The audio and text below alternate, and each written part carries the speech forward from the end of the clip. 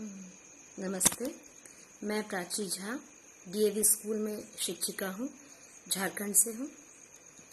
एक चीज़ जो मुझे सोशल मीडिया में बहुत ज़्यादा आहत कर रही है पिछले कुछ दिनों से, शेयर करना चाहूँगी। देखिए, किसी भी व्यक्ति की ज़िंदगी में सबसे ज़्यादा कीमती चीज़ क्या होती है? उसका मकान, उसकी ज़मीन जायदाद, उसकी धन दौलत, या फिर उसके बच्चे, उसकी संतान। शायद सभी के लिए संतान ही ना, बच्चे ही ना।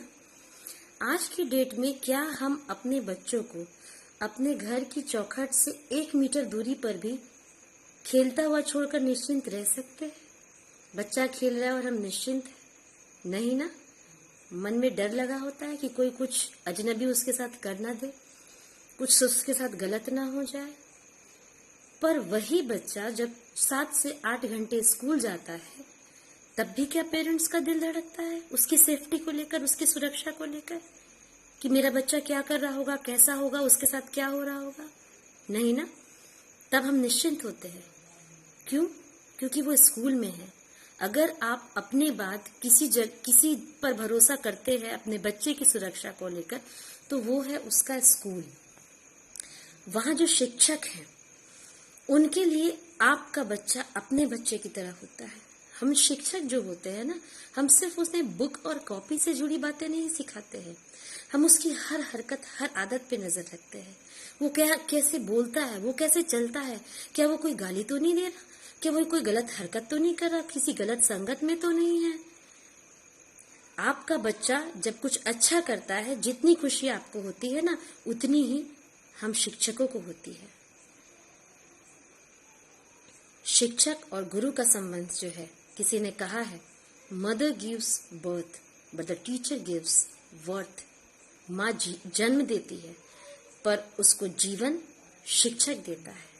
गुरु और शिष्य के इस संबंध को पैसों से तोल दिया गया। आज लॉकडाउन को 1 महीना और 6-7 दिन हुए हैं, मतलब लगभग 36-37 दिन। पिछले कई दिनों से ये देख रही हूं मैं कि लोग पोस्ट सीधे फॉरवर्ड कर दे रहे हैं, शेयर कर दे रहे हैं कि प्राइवेट स्कूल्स को फी नहीं लेनी चाहिए। और ऐसे ऐसे लोग कर रहे हैं जिनके बच्चे ही नहीं, शादी ही नहीं हुई, या फिर जिनके बच्चे जो है वो पढ़ लिख के अब जॉब कर रहे हैं, पर पोस्ट शेयर कर दिया, अपनी भूमिका निभाई। गवर्नमेंट भी हस्तक्षेप कर रही है कि प्राइवेट स्कूल को फी नहीं लेनी चाहिए। क्या प्राइवेट स्कूल का शिक्षक, आपको पता है, इस लॉकडाउन में भी घर से 6 से 7 घंटे बच्चों को पढ़ा रहा है? मैं खुद, हम बच्चों को अपने ऑडियोज, वीडियोज के जरिए, वीडियो कॉल के जरिए, जूम ऐप के जरिए, व्हाट्सएप के जरिए हम चैप्टर्स समझा रहे हैं, टॉपिक समझा रहे हैं, उससे रिलेटेड वर्क दे रहे हैं। बच्चे उस काम को करके हमें वापस भेज रहे हैं फोटो के जरिए, वीडियो के जरिए, और उस काम का करेक्शन करके हम फिर बच्चों को सेंड कर रहे हैं। क्या ये आसान है? इतना ही नहीं, मेरे अपने क्लास के बच्चों को तो मेरे बच्चे योगा कर रहे हैं, घर के काम में माँ बाप का हाथ बटा रहे हैं, वो बच्चे काढ़ा पी रहे हैं। कोरोना से लड़ने के लिए मैं उन्हें मजबूत कर रही हूँ। क्या इसकी कोई कीमत नहीं है? क्या सरकारी स्कूल के शिक्षक भी ये काम कर रहे हैं? नहीं ना। लेकिन टारगेट किसको किया? प्राइवेट स्कूल को। क्यों? शिक्षक, वो भी प्राइवेट, कमजोर है ना? गलत फहमी है आपकी। शिक्षक कभी कमजोर नहीं होता, बिल्कुल भी नहीं। कितनी सुनामी आ जाए, भूकंप आ जाए, बाढ़ आ जाए, बड़े से बड़े बिजनेसमैन के बिजनेस को बहा सकती है, लेकिन हम जो शिक्षक है ना, हमारी विद्या को कोई नष्ट नहीं कर सकता है। वो हमारे जाने के बाद भी हमारे बच्चों में पलेगी, बढ़ेगी और फैलेगी। गुरु तो देने वाला होता है, वो मांगने वाला नहीं होता है। हमने तो हमेशा समाज को दिया है। हम सैलरी के लिए काम नहीं करते हैं, तनख्वाह के लिए हम काम नहीं करते हैं, पैसे के लिए हम काम नहीं करते। हम काम करते हैं इसलिए हम पैसे लेते हैं। एक बात मैं आपको बता दूं कि अगर प्राइवेट स्कूल की फी नहीं भी दी गई, सरकार ने भी रोक लगा दी, कोई भी शिक्षक भूखा नहीं मरेगा और ना ही किसी के आगे हाथ फैलाएगा।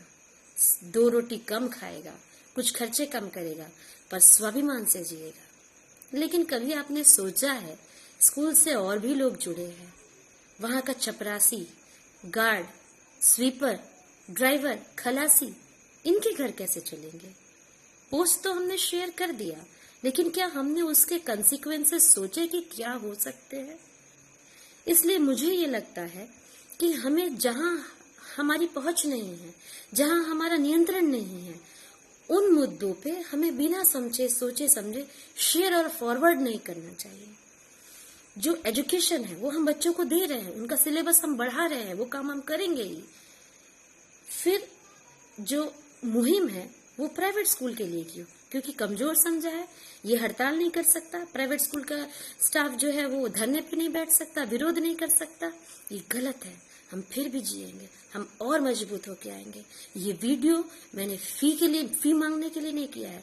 ये वीडियो मैंने इसलिए शेयर किया क्योंकि मेरी भावनाएं आहत हुई हैं। मैं अपने काम को अपनी आत्मा से करती हूँ। बच्चों को सिखाना मेरा प्रोफेशन नहीं है, वो मेरा पैशन है। इसलिए मेरे जैसे करोड़ों शिक्षक होंगे, उनकी भावनाएं आहत होती हैं। जो सरकार का काम है वो सरकार को करने दीजिए। हमने बहुत जगह फ्री में पैसे दिए हैं। मोबाइल हम रिचार्ज कराते हैं ना। हम 1 महीने का रिचार्ज कराने के लिए अब ज्यादा पैसे देते हैं और 30 की जगह 28 दिन का रिचार्ज अब ले रहे हैं। मतलब महीने जो 7 है 31 वाले, वहां पर 3-3 दिन का पैसा हम बचा रहे, एक्स्ट्रा दे रहे हैं।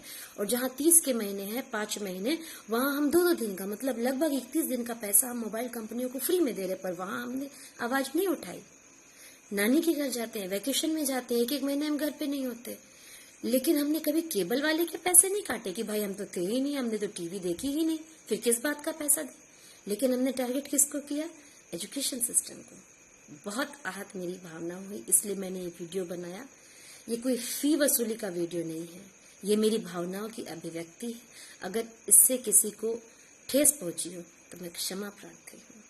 जय हिंद, जय भारत।